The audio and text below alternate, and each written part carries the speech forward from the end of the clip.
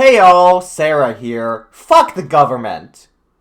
Hey, wait a minute. So in today's episode, I'm going to cover 2 videos for the price of 1. So to explain how I ended up in this crossfire, Asriel 101 made a commentary which was covered by Keyblade Master. The target of Asriel's really isn't important since this whole thing focuses on our intro skit, so don't worry about it. Then Umbrus covered that video briefly, which was then covered by Key again, and then Umbrus retaliated not a few days later, and then Philosopher walked into the room not even 24 hours later saying, "Ayo, look at my cool video."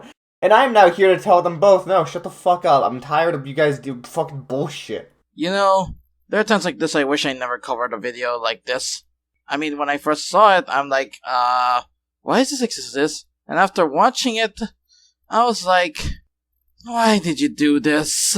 You know, despite popular belief, you really didn't have to make this video. No one is forcing you to make this, you know, at least to my knowledge. If someone's holding you hostage, blink once for yes and 2 for no. You could have just left it in a comment or went to Umbrus's DMs if you felt that she really needed to know about the issues you had with her video. What's up, guys and gals, I'm Paradoxical Philosopher, and today I'm having a tough time covering this video because I really don't want to do this, but here I am. So for context, Keyblade Master covered Asriel 101 upgraded commentary. Then Umbrus decided to cover his commentary, and then later on Keyblade made his own response commentary to her video, which leads to Umbrus deciding to fire back with her own response commentary to Keyblade's latest video on her. Needless to say, I did not enjoy watching it. So without further delay, let's shoot into this paradox of a video, shall we? God help me. Also, while I'm still here nitpicking, actually showing the degree chain you're covering would have been really useful for the audience to better clue in on what's going on in the video. Especially when you consider that Key and Umbrus are in here twice, and that can be real confusing for someone who didn't watch Key or Umbrus's video about it. Also, before I wrap up nitpicking, Before I wrap up nitpicking for the most part, I want to point out how Paradox constantly leaves flub-ups in the video, which makes it harder to watch overall and doesn't help when you're trying to make a coherent argument. Like, dude, Audacity is not your enemy. It won't murder your newborn just because you used it to remove your flub-up post-recording. Now, VideoPad, on the other hand... Oh no! Oh no! It is time. Oh no! Like, holy crap! Holy crap indeed, Key. Yo, Paradox, why the fuck you cutting context from the original chain, my dude? I get wanting to make the clip not feel like it's moving at the speed of molasses, but that's not an excuse to remove the context, especially when said context is the central focus of what the entire argument of this chain is based on. So great job making us have no idea what the fuck is going on again. Wait, reverse Asriel. What are you doing here? Flygon sent me. Wait, what? No, I can explain. Oh, you better explain what's going on here, Flygon, because right now I'm looking at all this and screaming, what the actual shit is going on? Holy crap, where do I begin with describing how much of a fever dream this entire intro skit is? For starters, why exactly are you in a theater? Like, I get it's because of your stuff. I mean, totally different person, Flygon. We'll talk about their issues later. Forcing you to post a commentary on your channel, but like, why a theater exactly? Because it's not like the setting ties into the video you're covering. No, you're all just out of theater because Winnie the Pooh sent you here or something. Am I the only one who finds this complaint to be really petty? Like, if you think about it, the theater does work since you can't imagine Asriel watching the video within the theater. You know, this point would be pretty solid if it weren't for one insignificant detail. Asriel herself brings attention to the setting within her intro skit. So it wouldn't exactly be petty of me to question why Asriel's at the location if she herself fails to inform the audience on why she's at the current location. Okay, you fail to notice how Asriel herself questioned why she was in the theater in the first place. Oh, a theater. Kinda makes you wonder what I'm gonna talk about, eh? So, wonder why I'm here. So yeah, it is petty for you to mention this because it's unimportant that doesn't affect Asriel's interest overall. Okay, Umbrus, if I may be so bold to ask, if Asriel being in a theater is so unimportant to the skit, then why show a clip where Asriel brings attention to the fact that she's in a theater and that it, quote-unquote, makes you wonder what she's going to be talking about? This is the exact opposite of petty, since it's a direct plot point that's brought up by the main character, which in any good story is a sign that this specific detail is important in some way, and to Key, it's jarring that this detail is never addressed again after the statement. Another thing I noticed is how you say Asriel acknowledged the design was insignificant, which destroys your argument since insignificant implies that said detail was meaningless and not worth taking into consideration, which destroys your argument entirely. Okay, but that's not what he called attention to. at all. He pointed out that Azrael brought attention to the fact she was in a theater, and that this is why he was upset that the plot point didn't go anywhere. Refer to the previous interjection and take notes for the final exam, because it's not gonna be easy and you really need to do well on it. Like, God, man, you really, really need to do well on it, Jesus Christ. You know, this point would have been so great if it weren't for one tiny problem. The fact you're basically doing a I'm right when you're wrong type of argument. You're trying to prove that your target is not correct in his statement, and the fact that you're right on your point. Well, in reality, you're basically covering up your mistake in what you said before and proving that you're wrong. Okay, look, Paradox, you mind if I be frank with you for a second? Okay, good. This wording makes no goddamn sense no matter what lens I put it under. Not to mention it broke my microscope. So, you're probably gonna need to, mail me a new one or something. I don't fucking know, man. The type of video this community makes is entirely about criticism, otherwise known as proving that you're right and the target is wrong. Not all points have to be about that, mind you, but that's kind of the general idea. Now, I heard from the grapevine that he just ripped this point recipe from another commentator's cookbook, got some of the ingredients mixed up, and somehow you ended up with too much word salad as a result, and honestly, after seeing this jumble of a point, I can believe it.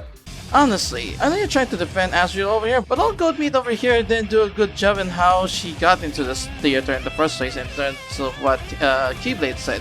I mean, she gotta explain why she's in the theater, and Keyblade already proved that in this case that she didn't explain well.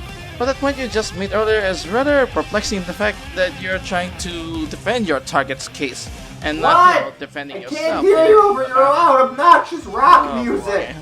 Is that Justin Timberlake? Seriously, in a video that revolves around understanding what the person is arguing about, not being able to understand what you're saying is kind of a problem. How did you edit this and think somehow that the audio balancing was anywhere remotely close to not sounding like ass? Hell, your idea about her watching the video at the theater would have been a great way for her to incorporate the setting into the commentary. But she never does anything like that within her video, instead opting to kill a bunch of strangers. Which makes me realize, how did Azrael not get kicked out of the theater for loudly murdering a bunch of people? Since last time I checked, but being loud isn't something that's tolerated in a theater. My first issue with this point is that you're trying to apply real-world logic to a situation that is purely fictional, and is more than likely nonsensical for the sake of comedy, which is ironic coming from you because you're known for basically the same thing. Okay, just because something is nonsensical for the sake of comedy, that doesn't suddenly mean that you can just ignore how things actually work, since jokes still need to have a semblance of believability for the joke to fully work. Seriously, you can't just have Lois Griffin monotonely speak the lyrics to Smooth Criminal and expect that to be inherently funny on its own. I have no idea why you felt the need to point this out since it's, again, really petty. Girl, what's your problem with nitpicks? Since even if they're petty details, that doesn't suddenly mean they're inherently wrong to point out, as minor details are still details. If one's background is terrible coloring to the point where it distracts from everything else we're supposed to be focusing on, are we not allowed to point that out because it's quote-unquote petty? Insert upset sound effect here. And now for a slight detour towards Umbrus' video, because Paradox skipped the point that I want to cover, and I'm upset that I don't get to cover it otherwise. So if you'll excuse me, I hope you don't mind me dining and dashing for a second. Why should it matter whether or not the setting ties in or not? I think the main issue of this point is that you don't really consider the most obvious way the setting could tie into the video. It matters when you're trying to connect the story into your intro skit, considering without a proper explanation as to why the person is at the current location, it comes off as lazy writing, considering you didn't write an important piece of information for your skit. Which, for someone who says later on in the video that she's a writer, it's pretty important to not leave this kind of stuff out. Also, saying I didn't consider the most obvious way the setting could have tied into the video, without actually explaining what that way even is. Which, if this is the most obvious way, clearly Ireland must have a completely separate meaning for the word obvious. Going from what Azrael told me while I was making this commentary, the Shio-Kami video has no story, so it doesn't link with any previous commentary she made, so your point about there being reasons as to why the characters are here is kinda wrong. Okay, so ignoring for a second how you state that the video has no story when we've been arguing about said story for the past few minutes, just saying, oh, well, Azrael told me it wasn't a story, doesn't work, because unless you show proof that Azrael said this, then I, and by extent the audience, have no reason to believe what you're saying. Even then, just because a story stands on its own doesn't mean the characters in it do, since you still need to explain who those characters are in the story for people watching it as a standalone story. See any Sherlock Holmes story. Otherwise, the audience would just become confused and partially livid, though that last part might just be me projecting a little bit, to be honest. Now yes, self-contained stories are a thing, but this commentary's quote-unquote story is more of a skit than anything. Skit. Noun. A short comedy sketch or piece of hilarious writing, especially a parody, a skit on daytime magazine programs. Regardless of if it's a skit still tells a story, which means that it still has to follow basic storytelling rules, you anime fan on prom. Also, Key, you're completely misunderstanding what I said here. What I was getting at is that the solution, that being the one you called great, would have been a pretty obvious way to tie the setting into the commentary. This kind of makes me question if you paid attention to the context clues provided, because you kind of misrepresent what someone was saying or flat out didn't notice it. Even then, you probably can just envision the idea I mentioned without any explanation from Azriel's end, because again, it's very obvious that Azriel would be watching the video in the theater. Just because you can imagine Azriel watching the video through the theater doesn't mean that everyone else will, especially when the idea isn't properly conveyed to the audience. Which, if I can provide ways to make that not seem hard, because it really isn't, either put a grain filter over the video to make it look like it's being played off an old film projector, or have the audience in the theater comment on the quality of the video every now and then to imply more than one person in the story is watching the video. Or, you know, you could do this thing where you do anything other than bring up the setting once and never again. God. Mary Davis! Mary Davis, give us a sign. Hey yo! Mary Davis! And going into the production side of these characters, it's probably not the best idea to have characters that sound exactly like you. Like, I'm willing to give reverse Azriel a pass since there's a bit of an audio effect in place to establish some difference from you, but Flygon, no distinction at all. Just making this all come off as you talking to yourself, which would actually make for a somewhat decent psychological thriller in the hands of a competent writer. Now sure, you could just chalk this up to me looking too deep into an intro. I know you're trying to speed up the footage just to get your point across, but my god, this is just padding at best and it's unnecessary. I don't have to point out the same thing that you pointed out in my commentary on Dwebly aka Toganium on you right now, don't I? God fucking no, Paradox, stop, Paradox, pull the fucking brakes, Paradox! The issue with the speed up isn't the fact that it's padding, but instead that the speed makes it difficult to properly make out what the prior degrees are saying. Is this why you cut out the context for Azriel's skit earlier, because it was quote-unquote padding? Ah, God, fucking end me! I think you're missing the point of what I was trying to say. As I wasn't saying it's a problem for someone to voice two characters that are talking to one another, I was more so pointing out how Flygon and Azriel have the exact same voice as one another, which in all of your examples isn't an issue, considering that despite those characters being voiced by the same voice actor, they all have some differentiation to distinguish themselves from one another, such as Luigi having a much higher pitch than Mario, and Mario having a much lower pitch from Waluigi. So when these characters are in the same area as one another, then them talking to each other sounds like two different people having a conversation, instead of one guy just talking to himself. I want you to keep all of this in mind, but for now I'll attempt to argue this point. The way you worded your original point made it sound like you were saying having two characters with the same actor was a bad thing, when it inherently isn't an issue. As I said with Polnareff and Risotto, the voice actor finds ways to distinguish themselves from each other when they're talking to themselves, which you basically go on to regurgitate, which makes this entire interjection feel pointless, if I can be honest. Look, Umbrus, that's cool and all, but unless you can prove that this is what Azriel did, then I'm sorry, but this doesn't do anything to Key's point. Since Azriel still doesn't do much to differentiate herself from Flygon in terms of voice, especially considering the fact that it's really difficult to tell who's talking when, considering they're both JPEGs with the exact same voice! Yes, all the VAs do distinguish their voices dependent on the character, and that definitely is something Azriel can do. On second thought, I guess I didn't need to make my last interjection. Key, I came back in the future to warn you not to finish this commentary, or else this chain will grow into a fuckery of death, famine, pestilence, and terrible audio editing! About that, it just got posted onto YouTube right now. God damn it, and here I thought you would take the opportunity to be horny on main. Well, since I'm here, I have been getting way too angry in this video lately. I need to relieve that somehow. Tippy, say something funny. En serio, esta mierda de video que me está matando cada segundo. Quiero dar una patada a quien sea que está en el puto medio. Ay, Dios mío, Jesús santo, yo no soporto esto ya. Uy. Excellent. Anyways, back to experiencing the 5 stages of grief simultaneously. By the way, Sarah, since you're from the future, is 2020 gonna end with a real-life giant mecha fight? I'll get back to you on that. Bye. And considering you yourself pointed out what my main point was. Like, I'm about that how you write your point, then add something in that hurts the point you're trying to get across. What is this, a presidential debate? God help us all if it is. Well then, I guess this just proves my previous point, since I question why you kept your previous interjection in, since when you cut back I say something that completely destroys your argument. Okay, look, your point didn't really destroy Key's interjection, but I can tell you whose interjection it did destroy. I'll give you a hint. It starts with U and ends with S. So I'll give you like a minute to figure it out. I've got it! The United States!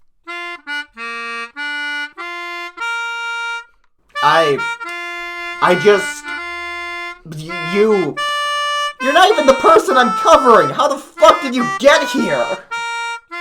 You know what? Fuck it. Let's just go with it, honestly. The sooner I accept this, the sooner I can get this done. If anything, my point was similar to the point you just made, and again, the way you phrased your original point made it sound like having a voice that is practically the same between two characters is a bad thing. I failed to see where you're coming from throughout this video. The way he worded his point being confusing to you doesn't change the fact that you didn't prove how Azrael and Flygon have voices that can be told apart when in the same room. Please, God, please, for once, I'm begging, just stop giving excuses instead of actually proving like he is wrong in a YouTube video. Gee, and I thought I'm the only walking paradox in this commentary community. Ah, fuck, my ears! Can you find an echo filter that doesn't hurt my fucking eardrums? Please, just do it. I'm begging you here. Just fucking do it. And secondly, I don't elaborate on how Azrael can improve on this aspect. Umbrus, you do realize that sometimes there are times when the piece of critique can be pretty simple and not require that much elaboration. And I think the advice of don't have your characters sound exactly like you is one of those pieces of critique where while elaboration is nice, the point is simple enough for someone to understand it without the elaboration. Actually, that isn't entirely true, since Azrael mightn't necessarily know how to distinguish the voices of her characters from one another. You could have easily mentioned training her voice so she could do other voices, getting other people to voice the characters, doing what I did for Wilter and use text-to-speech, actually use filters, etc. Every one of these options has their own pros and cons, but it helps out Azrael so much since she knows what she could do to distinguish her characters from one another.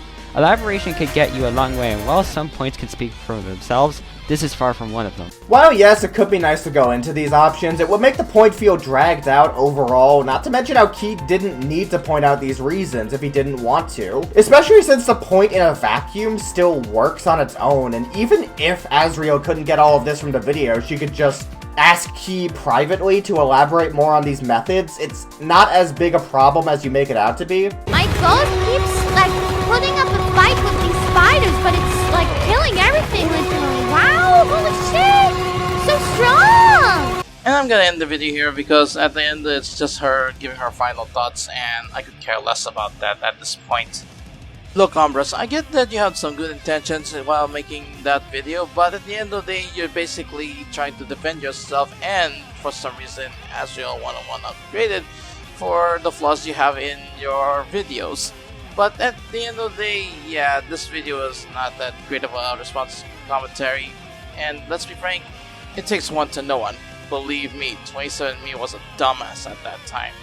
So if I have to give any advice for you if you're gonna do something like this, first off, you might need to watch the video properly before you even dare to think of, covering it. Oh, so that's why you released this video within 24 hours of Umbrus's video, because you watched over it multiple times.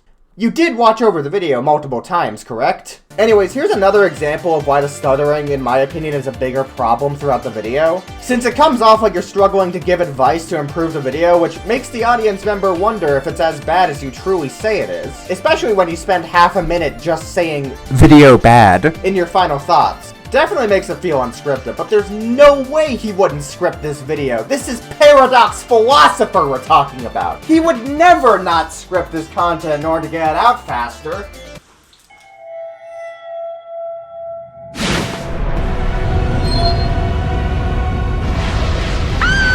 And don't worry, this video isn't made out of spite, it's just I want to point out the flaws in your video and the fact that, yeah, this isn't a good one, but I mean, not everybody makes a perfect commentary, am I right?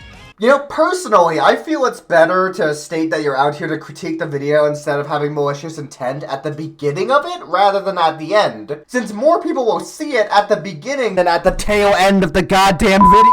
Also, a bit funny, but I can't tell if you're calling her video bad or your video bad. I mean, neither one is wrong if this video is anything to be believed, but again, please turn down your rock music so we can actually hear what the fuck you are going on about. TLDR, think before you ever make one of these response videos. The last thing we need is to compare you as the 2020 version of Marcus Yamamoto, am I right? I actually want to use this to segue into my own final thoughts, since I feel a better comparison is the final shot by Kainu, or Nekokoda, or Dark Commentator, or whatever fucking name they're going by when they come back to making videos. Since both involve the maker of the video white knighting a friend who was covered by Keyblade Master with excuses instead of debunking the points, both are hard to sit through because of how the video maker came off in the recording, and the comparison I want to emphasize the most in my final thoughts, both videos were rushed out like a day or two after the fact and suffered because of it. Now, I'm not saying that rushing out a video is inherently a bad thing, but if these two videos are anything to be believed, then it's become clear that neither of you are really good at it right now. Now, to both of you, I'm not saying you can't rush out a video day one, but I recommend against it since you're more likely to produce errors by not letting anyone check your work before you post it. Especially towards you, Paradox, since at least Umbrus posted a script in the Pog chat and then ignored the script checkers. From the way you came off in this video, it didn't even seem like you had a script at all. But there's no way that there can be there's no way this can be the case. This is Paradox Philosopher. He would never go unscripted.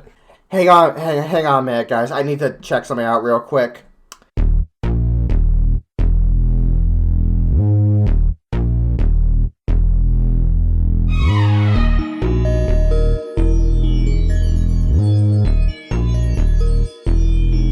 No, there's no way this is true. I can't believe it. Oh my god. But something I feel could have benefited both of these videos would be if you wrote the script, let it sit for a week, maybe two, maybe a month if you really want to procrastinate real hard like me, and come back to it later to see if you still stand behind what you say in the script. And if you don't, then you can just do this neat little concept where you can change the script to reflect your current thoughts. Or you could consider listening to what people say when they check your script, or you could actually write a script. Anyways, this is Ceradust, and I can't think of a good one-liner to end the video.